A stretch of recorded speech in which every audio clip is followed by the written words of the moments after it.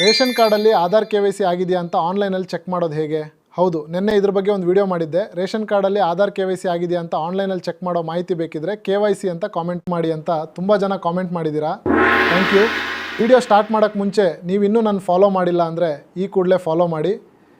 ಪ್ಲೇಸ್ಟೋರ್ಗೆ ಹೋಗಿ ಮೇರಾ ration app ಅಂತ type ಮಾಡಿ ಈ ಆ್ಯಪ್ನ ಇನ್ಸ್ಟಾಲ್ ಮಾಡ್ಕೊಳ್ಳಿ. ಓಪನ್ ಮಾಡಿ ನೋಟಿಫಿಕೇಷನ್ ಅಲೋ ಕೊಡಿ ಮತ್ತು ನಿಮ್ಮ ಲ್ಯಾಂಗ್ವೇಜ್ ಸೆಲೆಕ್ಟ್ ಮಾಡಿ ಗೆಟ್ ಸ್ಟಾರ್ಟೆಡ್ ಕೊಡಿ.